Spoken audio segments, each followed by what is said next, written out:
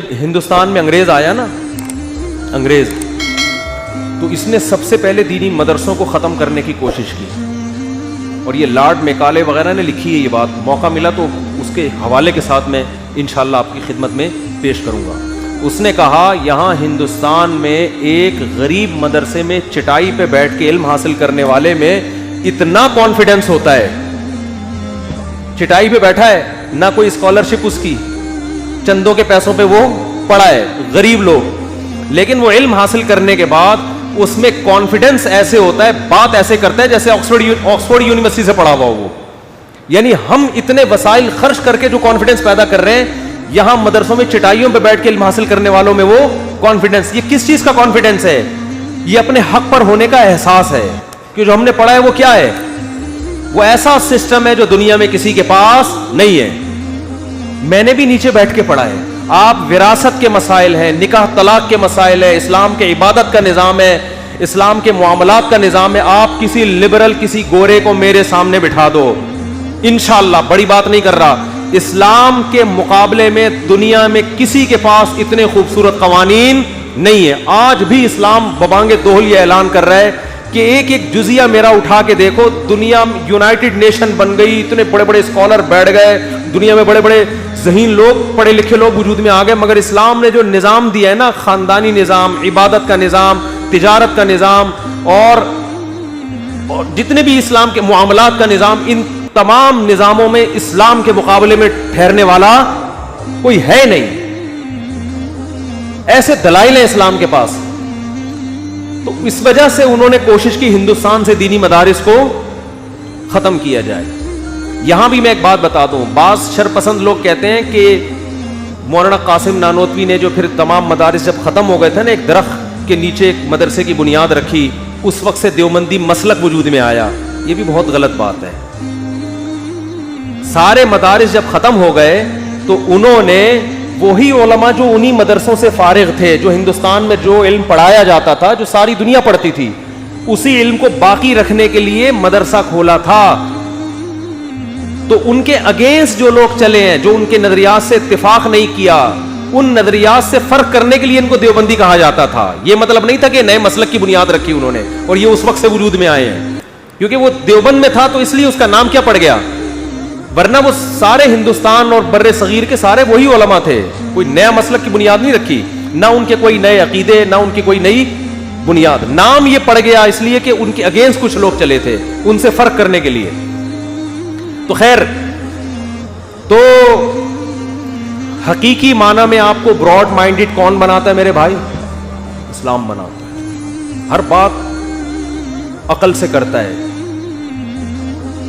اور آپ کو ہزاروں لاکھوں انسانوں، حتیٰ کہ اپنے کلچر کی غلامی سے نکال کے کہاں لے کر آتا ہے؟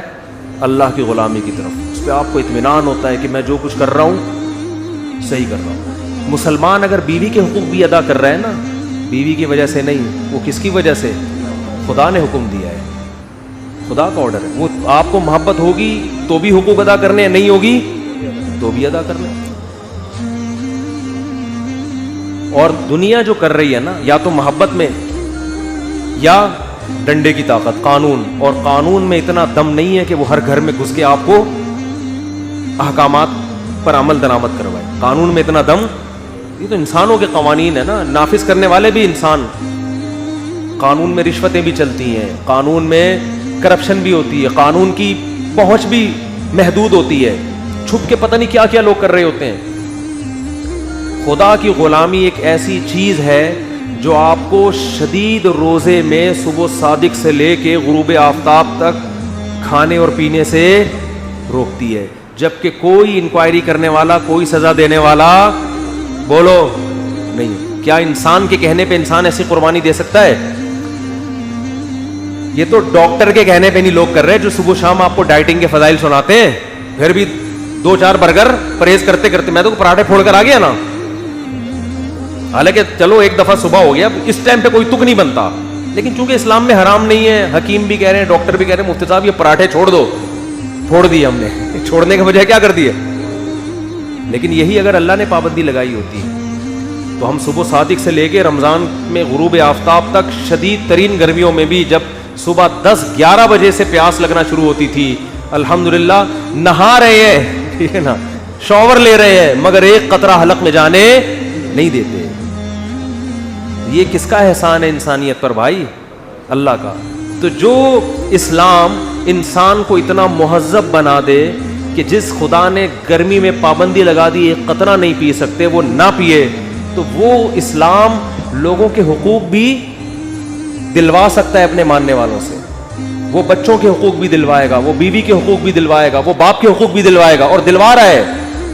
ہمارے معاشرے کا نا میڈیا غلط رخ لوگوں کے سامنے پیش کرتا ہے. جو ہمارے معاشرے میں پازیٹیوٹی ہے جو بہت زیادہ ہے نیگیٹیوٹی کی نسبت, اس پازیٹیوٹی کو ہمارے چینل اس کو پروموٹ نہیں کرتے. ہمارے یہاں بد اخلاقی کے واقعات دکھائیں گے, وہ 5 روپے اس سے لوٹ کے کھا لیے اس نے, اور گالیاں دے رہا ہے, اور یہ کر رہا ہے اور وہ کر رہا ہے. جو قربانی کا جذبہ انسانوں کے لیے ہمارے ہاں اب بھی ہے, وہ اس معاشرے میں نہیں ہے. میں آپ کو ایسے درجنوں لوگ دکھا سکتا ہوں, 10 سال سے باپ فالج زدہ قومے میں پڑا ہوا ہے, بیٹا خدمت کر رہا ہے اور آج تک اس کی پیشانی پہ بل نہیں آئے. اور لبرل لوگوں میں ایسے لوگ موجود ہیں کہ باپ بوڑھا ہوا اسے زہر کا انجیکشن لگا کے مار دیا. آپ کو مذہبی لوگوں میں ایسے واقعات نہیں ملیں گے, لبرل لوگوں میں ملیں گے. آپ کو مذہبی لوگوں میں گناہ کے واقعات ملیں گے, توبہ بھی ملے گی, اللہ کے سامنے گڑ گڑانا بھی ملے گا. جو نام نہاد لبرل ہیں اس میں گناہ کے واقعات ملیں گے, اللہ سے اس گناہ پہ توبہ بولو نہیں ملے گی, وہ نہیں, ندامت نہیں ہوتی.